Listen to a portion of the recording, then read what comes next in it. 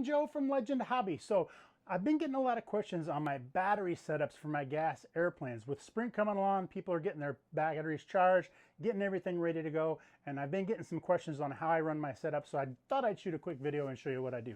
I actually run the Electrodynamics A123 Lifey packs in all of my gas planes. I run the same setup on all my gas planes. This way I know I'm not going to have any mistakes.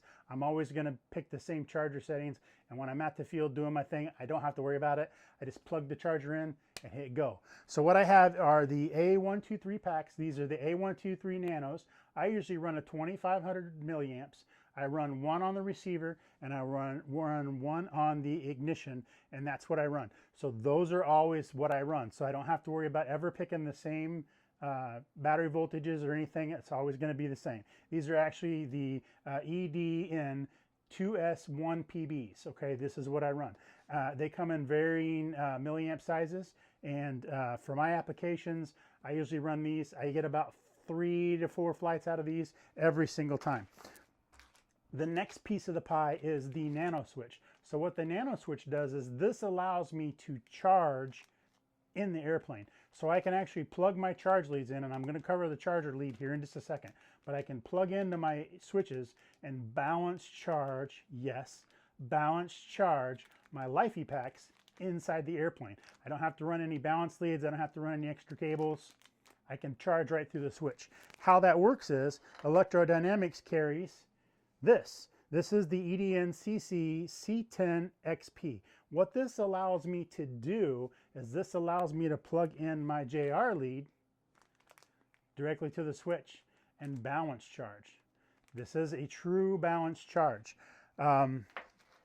What it actually does is it plugs in through your charger. This is my handy high-tech, I believe this one is the X2 that I've had for a really long time, that stays in my trailer and goes out to the field with me, and actually goes and sets right on the airplanes when I'm charging my giant scale airplanes. And all I've done is I've added a balance board, and the cable plugs right into the balance board, as you can see, and it's wired in such a way that I get a true balance charge right through my JR leads. No special things needed. This is all you need. So what you need is the cable. Again, this is the EDNCC C10 XP cable. Okay. You need a compatible charger. In my experience, I've never had any issues with the high-tech chargers with this. It charges them just fine. You set them to life. You set them to life battery. You set them to balance, and you hit go, and it works perfectly. You will need the high-tech Electrodynamics nano switches. This is the ultra nano switches. This is what I put in all my gas planes. This is actually just the ultra nano switch, and this allows for that. All the instructions are on it. If you have any trouble getting this setup going, you could always contact me, or you could also talk to Chris over at Electrodynamics. He's a great guy, good friend, and he will help you get what you need. And then after that, all you need is your battery packs. So I had a question asked to me.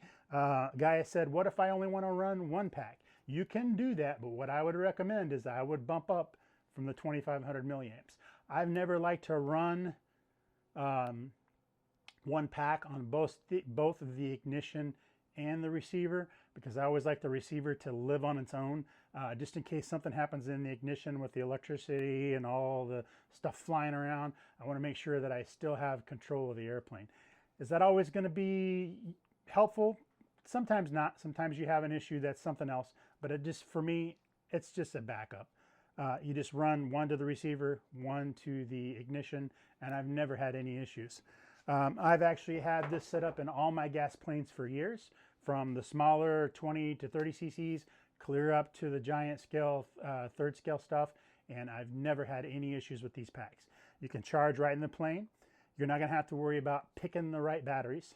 You're not going to have to worry about the volatileness, if that's a word, of the lipos. You don't have to worry about it. It's not going to pop. It's not going to burn. It's not going to do any of that kind of stuff. And they're safe. And they last a long time. I've got packs in my planes that have been in my planes for 9-10 years with absolutely no issues. What I do, just a quick tip, is I actually keep a little log of the milliamps when I put the milliamps back in. So with Lifeys, what you have to make sure you remember is the Lifey pack has a discharge that sets on a shelf. What that means is it discharges in a straight line until it gets low voltage, and then it just drops. Okay, So you don't want to get to that point. So you want to pay attention when you're charging. What I recommend is you go out and you fly 2-3 times, then you charge. And you pay attention to how many milliamps you put in compared to how many milliamps your packs are. That way you can figure out how many flights you can get. You can probably get 5-6 flights out of these packs easy. I'm a 3 or 4 flight guy, and then I charge. I always keep extra airplanes to fly. I always have other stuff there to go and do. So what I'll do is I'll fly, I'll get my 3 or 4 flights in, then I'll charge. Never been an issue. It's always a good idea to pay attention, even if you're charging LiPos. They're always going to give you a bit of an indicator of what's happening with them. You know, you've got your fancy chargers that read all the cells and stuff, but one of the basic things that you can do to help yourself be successful, whether you're using the LiFeys or whether you're using the LiFe packs or the LiPos or whatever, is just pay attention when you charge. All modern chargers that I know of show you the milliamps. When it gets done charging, it tells you how many milliamps it put in. That's a great indicator of where you're at on your battery pack. Yeah, you'll get your testers, they'll give you 10% or 14%, whatever it is, but it's always a good idea just to keep track. And what I do is I number my packs, and then I just keep track in a little book, tell how many milliamps I put in, and when I start noticing, especially with the LiFe packs, when I start noticing a drop, then I'll switch out the new packs. I've only had to do that twice in like 9 or 10 years. These packs work, and they're very reliable, and they're very safe. So that's my recommendation. Again, check them out over at electrodynam.com, and don't forget to swing by and check us out at legendhobby.com.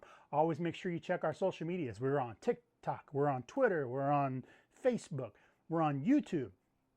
Come check us out. We got lots of new stuff coming, and we got lots of content.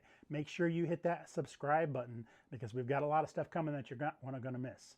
Have a very great day, and thanks for watching.